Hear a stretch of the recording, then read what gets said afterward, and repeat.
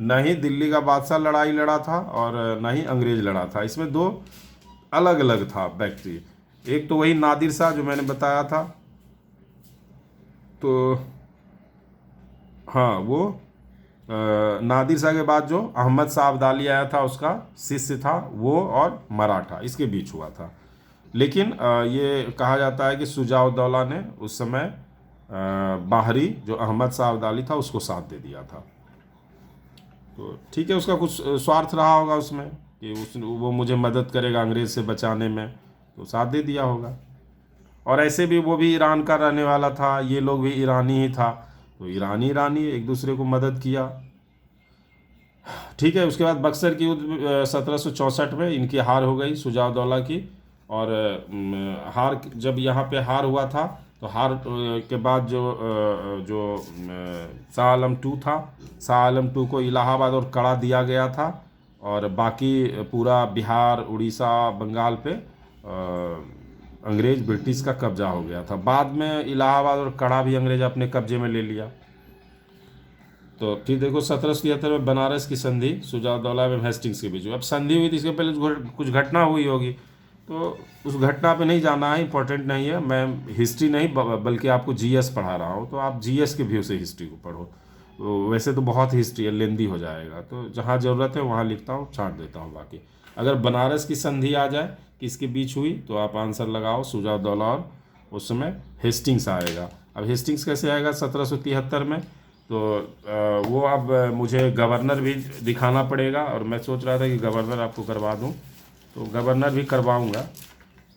इसके बाद लास्ट में गवर्नर करवा देता हूँ आपको, अभी रहने दो हेस्टिंग। तो हेस्टिंग्स को ऐसे याद रखो, क्लाइव था जो बहुत महत्वपूर्ण गवर्नर रहा, जिसके समय अंग्रेज़ों ने अपना सत्ता स्थापित अच्छे से करना शुरू कर दिया था। जैसे प्लासी का युद्ध, फिर बक्सर का युद्ध हुआ, उसके काल में नहीं हुआ, बट ठीक है। उसके बाद तो आया था फिर क्लाइव।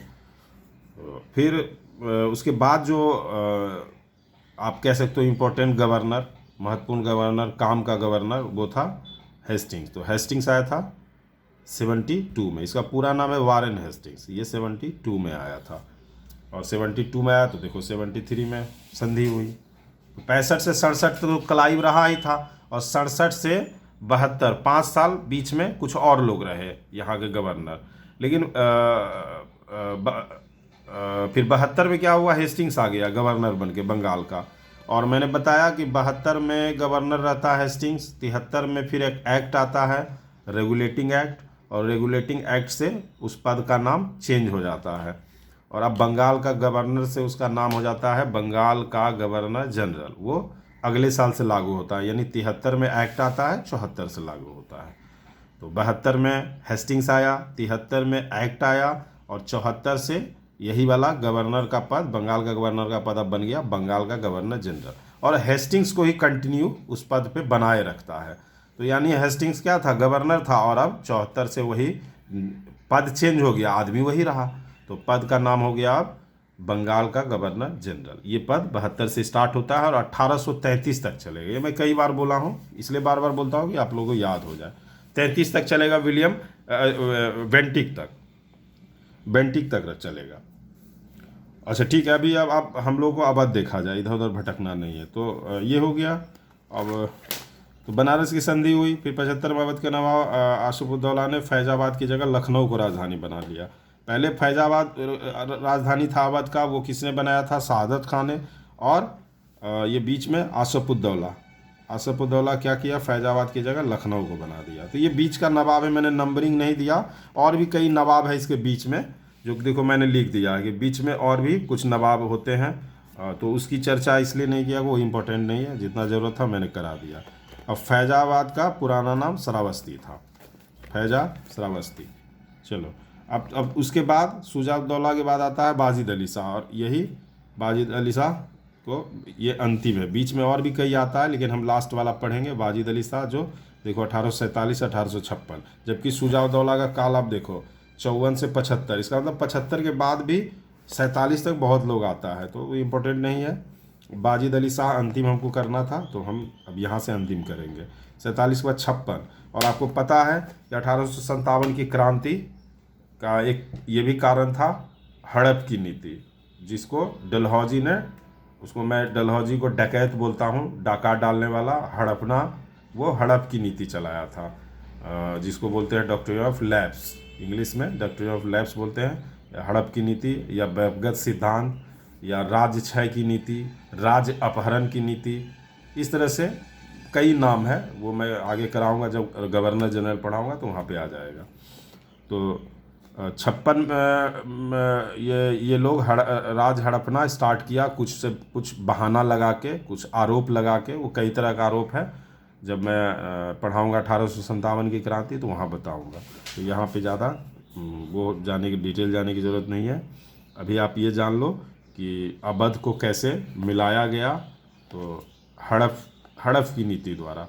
और हड़प की नीति में वहाँ पे हड़प की नीति में क्या था कि अगर आपको अपना पुत्र नहीं है तो आप दत्तक पुत्र, आप शासक नहीं बनेगा। ये लाया था डलहौजी हड़प की नीति में, व्यक्तिगत सिद्धांत में। व्यक्तिगत का मतलब वही होता है, तो उस सिद्धांत में आया था, तो जिसके तहत अवध में भी लेकिन अवध में ऐसा नहीं हुआ, सॉरी, अवध में कुशासन का आरोप लगाया गया। आप शासन अच्छा से नहीं चला पा रहे हो, इसलिए इसको अंग्रेजी शासन में हम विलय करा लेते हैं, डलहौजी ने कहा, और अवध को ज़बरदस्ती फोर्सफुली मिला लिया ब्रिटिश साम्राज्य में 1856 में। और उसके बाद 1857 क्रांति होती है, तो यही लोग लड़ता है, जिसका राज को हड़प लिया जाता है, तो ये लोग ग्रुप बनाता है, लड़ाई लड़ता है, वही विद्रोह है। तो 1857 में और कहानी होगी। चलो यहाँ पे हो गया, तो कुछ देखो, यहाँ मैंने लिखा है कि ये अंतिम नवाब वाजिद अली शाह 1856 में लॉर्ड डलहौजी ने कुशासन का आरोप लगाकर अंग्रेजी साम्राज्य में मिला लिया। और वाजिद अली शाह को पकड़ के कहाँ लेके चला गया, कलकत्ता लेके चला गया, और वहाँ नज़रबंद करके, मतलब अंडरग्राउंड कर दिया, उसको कहीं पे पैक कर दिया। देख लीजिए टाइम, उसको पैक कर दिया गया। हाँ ठीक है, तो ये दूसरा राज्य था। पहले मैंने बंगाल पढ़ा, फिर अवध पढ़ा, अवध का कहानी हो गया, पहला शहादत खां, आखिरी वाजिद अली शाह, बीच में सिराजुद्दौला, उससे पहले सफदरजंग। तो यही 4 इम्पोर्टेंट था, जिसमें शहादत खां को संस्थापक कहा जाता है, ये इम्पोर्टेंट है। और उसका दूसरा नाम है बुरहान उल मुल्क, ये भी पूछता है, या उसकी उपाधि बोलो, दूसरा नाम बोलो या उपाधि बोलो, तो उपाधि बुरहान उल मुल्क का उपाधि उसको मिला था। चलो, और वहाँ ज़्यादा इम्पोर्टेंट नहीं है, वैसे आप क्वेश्चन जब देखोगे, मैं क्वेश्चन भेजूंगा तो उसमें आपको पता चल जाएगा कि हाँ क्या क्या क्वेश्चन है। अब हैदराबाद पे आते हैं, तीसरा राज्य। तो हैदराबाद में कुछ नहीं है, देखो छोटा सा दिख रहा है। हैदराबाद स्वतंत्र कब बना था? 1724 में। मैंने यहाँ 29 लिख दिया था गलती से, लिखाने में हो गया था मिस्टेक, सो 24 आप लोग कर लेना। और ये पूछा जाता है कि इसके संस्थापक कौन, VVI, वहाँ शहादत खां, और यहाँ का संस्थापक हैदराबाद का, तो इसको बोला जाता है चिनकिलिच खां। चिनकिलिच खां, हैदराबाद के संस्थापक चिनकिलिच खां, और इसका पद भी था निज़ाम उल मुल्क। तो ऐसे भी कहा जाता था, हैदराबाद के शासक को निज़ाम कहा जाता है। तो आप लोगों को पता भी होगा कि निज़ाम कहा जाता है, निज़ाम से याद रखना, निज़ाम उल मुल्क। तो हैदराबाद वाला हो गया निज़ाम उल मुल्क, और उसका चिनकिलिच खां।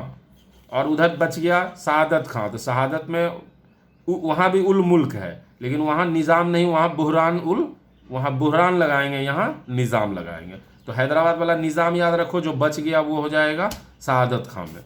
ठीक है, तो इसने 24 में स्वतंत्र घोषित कर लिया था, 48 में निज़ाम उल मुल्क की मृत्यु हो गई। उसके बाद और भी कुछ लोग आए, लेकिन उसकी चर्चा की ज़रूरत नहीं है, उससे ज़्यादा पूछता नहीं है क्वेश्चन। तो अब उसके बाद मैंने लिखा है कि हैदराबाद पहला भारतीय राज्य था जिसने वेलेजली की सहायक संधि मानकर सेना रखना शुरू किया। अब देखो गवर्नर, अभी 2 गवर्नर मैंने बता दिया, पहला क्लाइव, फिर हेस्टिंग्स, वारेन हेस्टिंग्स। तो हेस्टिंग्स 72 से 85 तक रहता है। उसको कैसे याद करना है? 1772 से 85, 72 से 85 को ऐसे याद रखो, 80 और 90 के बीच में 85, तो 85 तक ये रहता है। और मैं एक ट्रिक लिखता हूँ सबको, अभी मैं ऐसे ही लिख देता हूँ यहाँ पे एक ट्रिक देता हूँ, HKSW। तो H से हो गया हेस्टिंग्स, K से कॉर्नवालिस, S से शोर, जॉन शोर, और W से वेलेजली। तो इस तरह से ऑर्डर जाता है। तो अभी मैंने वारेन हेस्टिंग बताया, तो 72 से 85, और उसके बाद कर्नवालिस जाएगा, यानी 85 से कर्नवालिस जाता है 92 तक। तो 85 से 92 तक कर्नवालिस रहेगा, और 92 से 98 तक सोर, और फिर 98 से 1805, फिर वो आधा ना, जैसे यहाँ लिए थे 80 और 90 के बीच में 85, उधर भी ले लो 1800 और 1810 के बीच में 1805। तो ये